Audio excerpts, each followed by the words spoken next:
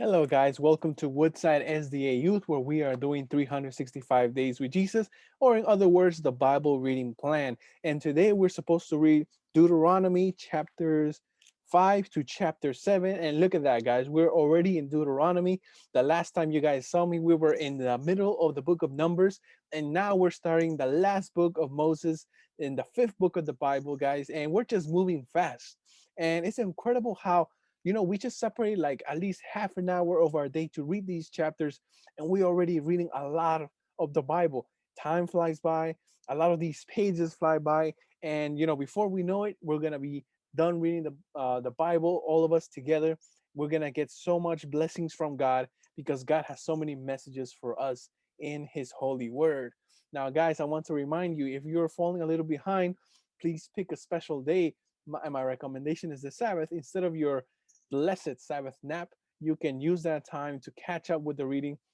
For example, yet last week I was falling behind with the book of Numbers, and I was struggling. And then even on Saturday, I had a lot of responsibilities to do for church. I didn't have time to catch up. But yesterday, Sunday, I had so much time. I said, right now is the time where I catch up. I sat back, I concentrated, I prayed to God, and I read a lot of chapters, and now I am caught up, guys. The chapters for today were 5 through 7, and they were wonderful chapters, very popular chapters. So, guys, please use your time wisely. This is a challenge because it is hard to incorporate this in our everyday lives because we're so used to getting caught up in the middle of our responsibilities, of all the jobs that we got to do, or the duties that we have, all the things that we got to take care of at home and at our work or with our families, right? But God wants you to separate a special time to eat with Him. And in this challenge that we're doing in Woodside as the youth, we want you to separate the time to read the Word of God so that we can be knowledgeable, so that we can be blessed through the reading of His holy Word. So let us get straight up to it. So, what do we read today? Chapter 5. What is it about, Lewis? Chapter 5 reviews the Ten Commandments, right? Very beautiful review. And God just reviews what happened to the people before this generation. Right now, He's talking to the new generation, the generation that's going to go into the promised land. And that's the audience here. Chapter 6, it's beautiful. It talks about the greatest commandment. The greatest commandment was love God with all your heart and love your neighbor as yourself. Very important. If you just love God, you will automatically do everything He asks them to do. This is what the people lacked most the past generation. They just saw all the commandments as rules. They didn't love God, right? And when you don't love God, everything else just becomes a burden. God says, love me so that naturally you can do these things that will be for the benefit of you, right?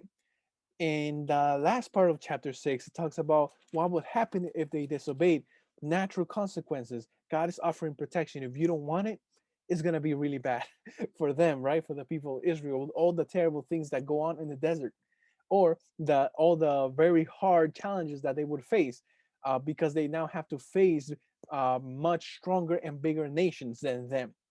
Chapter 7, it's very beautiful because God tells them that they are a chosen people. I love their parents. God says, I love, when I took you guys out of Egypt, I loved them. They disobeyed, but you guys are still the chosen people. And it's very beautiful how it ends, how God says, I'm going to bless all of you guys. I'm going to keep diseases away from you. I'm going to protect you from your enemies. When you go for war, I will not let anything come near you. This is just such a wonderful promise that God gives them. God is offering these things to them automatically, yet, as we're going to read in the story, and when we head into Joshua, we head into the Judges, you know, they just forget these words. So let us start with the 3 points. The first one that you guys know I always do. What new things I learned? I learned so many things. Like I already mentioned, I used to ask myself, why did the people, or why did Moses have to review the Ten Commandments and everything? The people already knew them. And it turns out that the audience of this chapters is the new generation, the new ones that are the younger generation that were allowed to go into the promised land because the older ones didn't want to, and now they're all dead. This is the new generation that's going to go into. God is renewing the covenant, which is the same covenant as before. right? And now with the audience in mind, I can now have a better understanding of these chapters. So that's something I learned. Another thing I learned is that in chapter 7, verse 20, God says he's going to use the hornet, to drive out their enemies. And I didn't know God used hornets, right? I knew God used plagues. Recently, in the chapters that we have all been reading, we see that God plagued the Israelites for, committing adultery, for breaking the Sabbath, all these things, for, gluttony and everything. But now I see that God used hornets or other means of insects, other types of insects. He used plagues to drive out the enemies of the people. And that I didn't know. I thought, those days were over. But they keep going. God helps the people. He drives out their enemies so that they can survive. Now, what questions do I have? Let's see, what questions do I have about the reading? Hmm. So, so here, the greatest commandment, right? Was this very now I see it typed out, right? That this is the greatest commandment, to love God with all your heart. Did we have this idea back then? Now this is a question for me because now I'm gonna have to go back to the book of Exodus. I'm pretty sure God mentioned this before, but it wasn't given the title the greatest commandment. But people say, oh, here he gives them a new commandment to the people, right? But no, I am pretty sure God mentioned this plenty of times in the chapters in the books that we read before. It just wasn't called the greatest commandment, right? So yeah, that's a question that I have, and I feel like this is gonna lead me to go back and review the chapters that we have already read.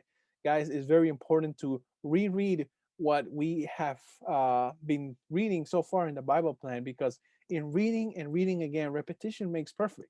In reading again, we learn many things cement in our mind. We learn so much, and we discover a lot of new things, right? So now, the very most important part, the last part today that we're going to talk about, what can I apply to my life? What does message does God have for me today? All right, let's see. Let's take a look. I think the biggest thing that I got from here is that God reminds them, hey, I loved your parents. I loved the people I delivered, but they didn't love me. But I still love you guys. Though they disobeyed me, though they strayed away from me, I still love you guys, and you guys are still a chosen people. That is the message that I get. That even though we fail so much, God doesn't give up on us. Yes, maybe God didn't let the older generation go into the promised land. Maybe because He knew that there were gonna be numerous stumbling blocks if they went in there with the new generation. But even though God didn't let them go, that doesn't mean they didn't die and they didn't get saved. I feel like, God didn't allow them to go in there, but God still took care of them. And that's the image I get here. No matter how much you fail, God will not give up on you. Another beautiful thing that I find in here is that the most important part is to love God.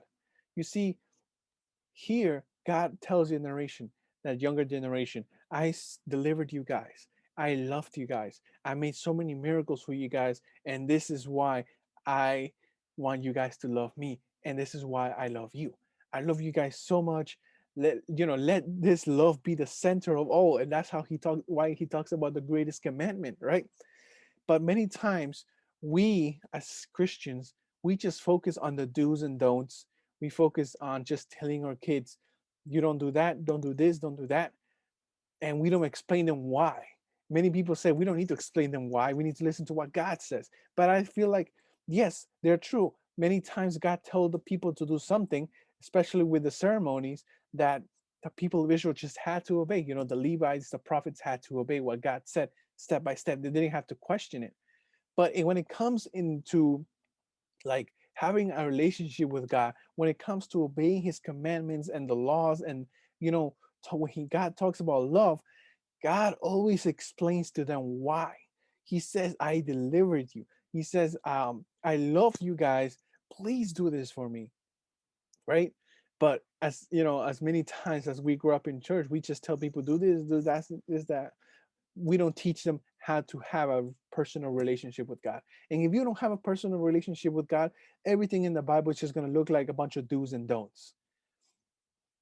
The most important thing that we need to do is ask ourselves, why do I love God? And why should I do these things?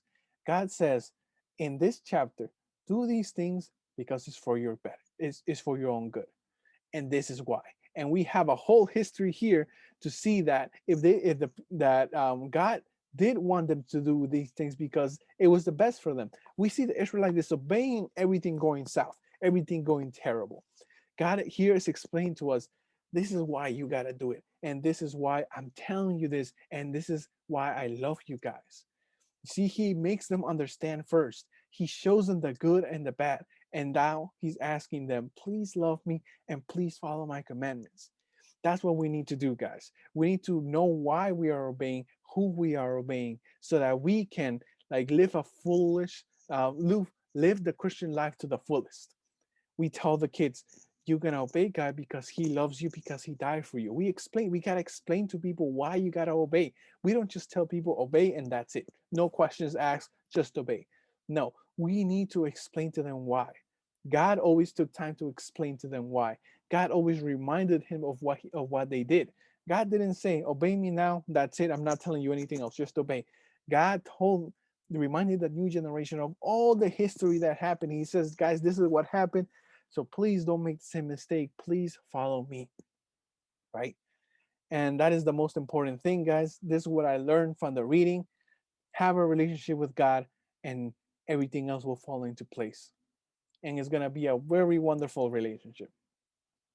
And I very enjoyed the reading today, guys. Please keep up with the reading. We're gonna head into more interesting chapters. This is, the chapter where Moses dies, and then Joshua takes over. So we're gonna see the transition in power. We're going to see Moses's last speeches to the people, and I can't wait to look at the messages that God has for us there. So, guys, it's a Monday. It might be a hard day for you, for most of us, because our labor starts today. But I'm just gonna pray to God that he gives you the ability to manage your time so that you can include a special time in your day to read the Bible with us and to start building a relationship with God. So, guys, have a blessed week, and I hope you have a wonderful, wonderful journey in reading the Bible with us. God bless.